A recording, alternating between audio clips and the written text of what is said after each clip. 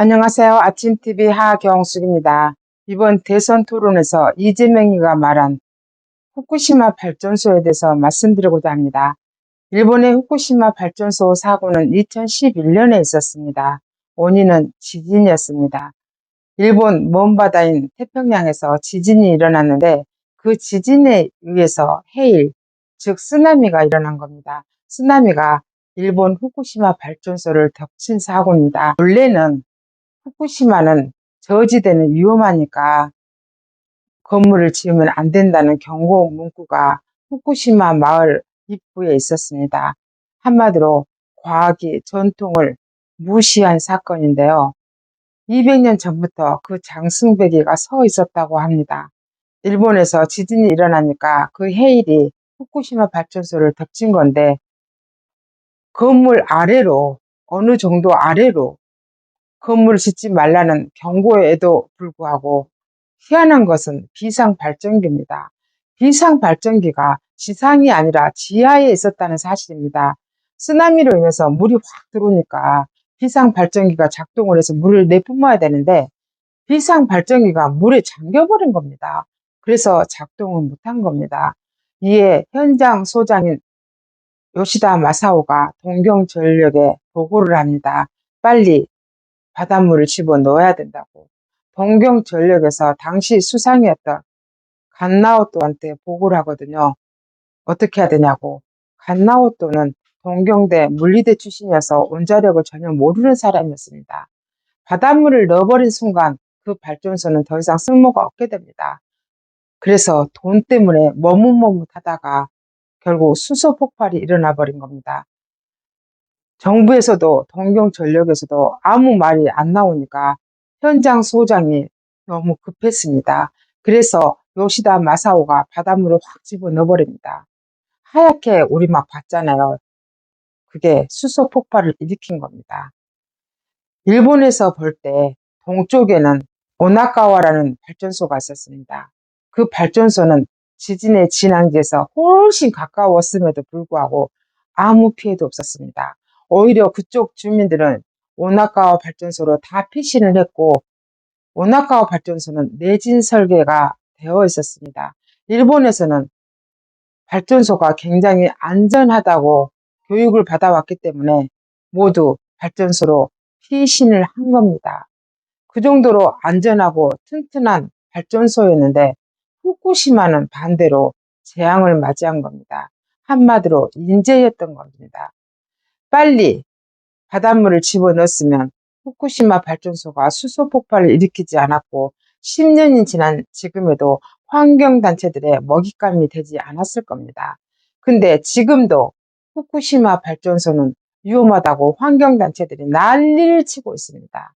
문재인 정부에서 1368명이 후쿠시마 사고로 사망했다고 발표를 해서 일본 정부가 발끈했습니다. IAEA에서는 지금도 사망자는 0명이라고 밝히고 있습니다. 그런데 환경단체에서는 왜 1368명이 사망했다고 밝혔을까요?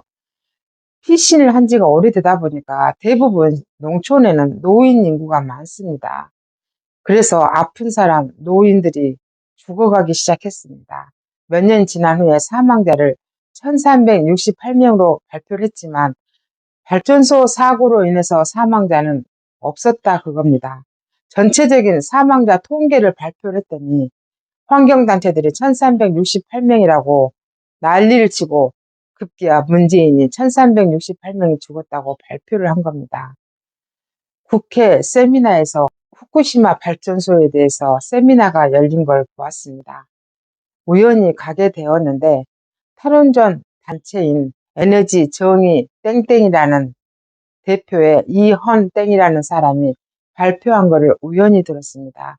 이 땡땡이는 마치 문재인의 변호인처럼 들렸습니다. 당시에 문재인이가 1368명이 일본 후쿠시마 발전소 사고로 사망했다고 난리가 난 시점에 그 세미나가 있었는데 이헌땡이는 이렇게 말을 하고 있었습니다.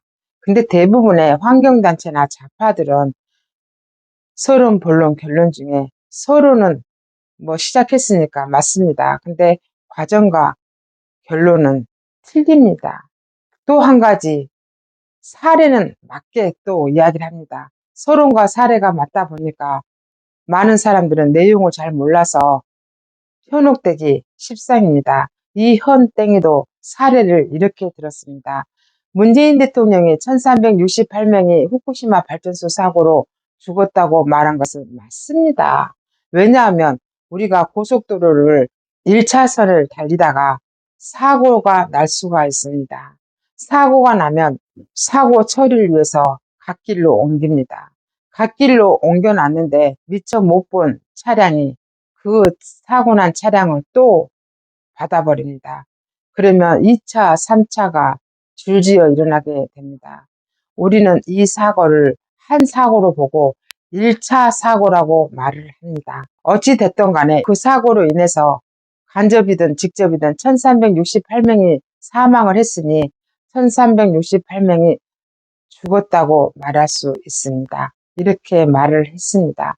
그런데 면밀히 말하자면 일본 후쿠시마 사고는 1차가 지진이고 2차가 쓰나미, 즉 해일입니다.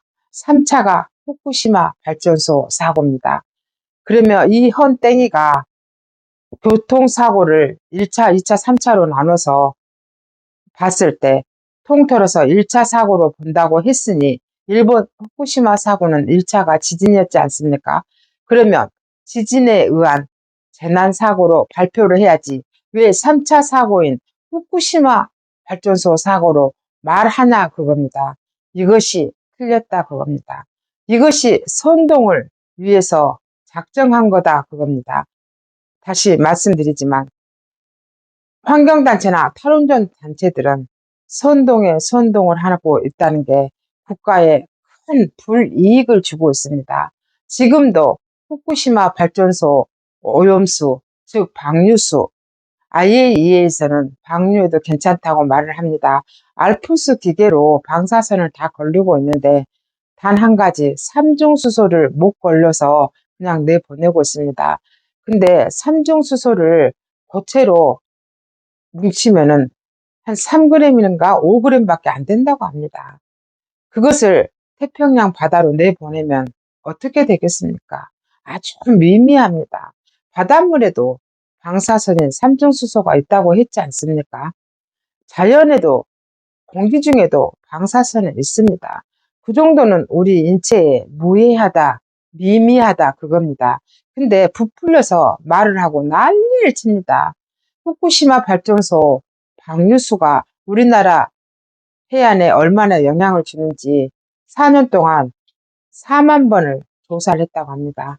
경비가 1조 4천억이 들었는데 지금도 미미하다, 거의 없다 이렇게 나오고 있습니다. 선전선동에 의해서 1조 4천억이 들었다는 말이 되겠냐 그겁니다. 몇 년 전에도 여러분의 밥상에 소금은 안전합니까 해가지고 후쿠시마 발전소에서 방류수를 내보내가지고 소금에 방사선이 있다고 민주당에서 난리를 쳤습니다. 플랜카드 걸고. 심지어 그의 지지자들은 소금을 10kg에 9만 원 이상에 산 사람도 많았습니다. 근데 삼중수소가 물 아닙니까? 소금은 물을 건조해서 만드는 겁니다. 그러니까 한마디로 소금은 물을 건조하니까 물이 날아가 버리잖아요. 공기 중으로. 소금에는 방사선이 없다 그겁니다. 그런데 그렇게 선전선동을 합니다. 그걸 보면서 이재명이가 똑같은 말을 하는 걸 보고 환경단체에 꼭두각시다. 이재명의 대가리는 정말 아무것도 없구나. 우리는 이런 사람을 대통령으로 뽑아야 되겠습니까? 이렇게 대가리에 아무것도 없는 사람을 대통령으로 뽑으니 우리나라가 손해가 막심하고 국민들 경제가 힘들어집니다. 이런 사람을 계속 대통령으로 뽑아야 되겠습니까? 지금까지 진실을 알려드리는 아침TV 하경수였습니다.